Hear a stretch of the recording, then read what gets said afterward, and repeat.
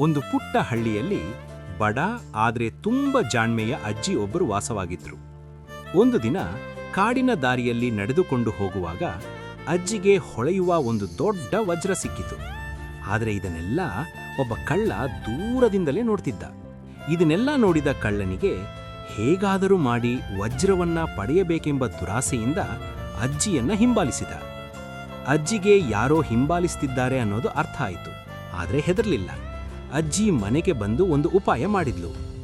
ಈ ವಜ್ರವನ್ನ ಹಿತ್ತಲಿನ ಉಪ್ಪಿನಕಾಯಿ ಜಾಡಿಯಲ್ಲಿ ಹೂತು ಬಿಡ್ತೀನಿ ಅಂತ ಜೋರಾಗಿ ಹೇಳಿದ್ಲು. ಕಳ್ಳನಿಗೆ ಭಾರಿ ಖುಷಿ. ಎಷ್ಟು ಮುಗ್ಧ ಅಜ್ಜಿ ಅಂತ ರಾತ್ರಿ ಎಲ್ಲ ಕಾಯ್ದು ಹಿತ್ತಲಲ್ಲಿ ಗುಂಡಿ ತೋಡಿದ. ಆದರೆ ಕಳ್ಳನಿಗೆ ಗುಂಡಿ ತೋಡಿದಾಗ ಒಂದು ಜಾಡಿ ಸಿಕ್ಕಿತು. ಆದರೆ ಜಾಡಿಯೊಳಗೆ ಇದ್ದದ್ದು ವಜ್ರ ಅಲ್ಲ, ಖಾರದ ಉಪ್ಪಿನಕಾಯಿ. ಇಡೀ ರಾತ್ರಿ ಅಜ್ಜಿಯ ಮನೆ ಹಿಂದ್ಗಡೆ ಇದ್ದಂತಹ ಸಂಪೂರ್ಣ ಗದ್ದೆಯನ್ನ ಅಗೆದರೂ ವಜ್ರ ಮಾತ್ರ ಸಿಗ್ಲೇ ಇಲ್ಲ. ಬೆಳಗ್ಗೆ ಕಳ್ಳ ಸುಸ್ತಾಗಿ ಕೂತಿದ್ದ. ಆಗ ಕಳ್ಳನ ಮುಂದೆ ಅಜ್ಜಿ ಕೈಯಲ್ಲಿ ವಜ್ರ ಹಿಡಿದು ನಿಂತಿದ್ರು. ವಜ್ರ ನನ್ನ ಹತ್ತಿರವೇ ಇತ್ತು ಮಗನೇ, ನೀನು ನನ್ನ ಗದ್ದೆ ಕೆಲಸವನ್ನೆಲ್ಲ ಮಾಡಿ ಮುಗಿಸಿದ್ದೀಯಾ. ತಲೆ ತೆಗ್ಗಿಸಿದ ಕಳ್ಳ ಓಡಿಹೋದ. ಅಜ್ಜಿ ಆ ವಜ್ರದಿಂದ ಊರಿಗೆ ಸಹಾಯ ಮಾಡಿದ್ರು.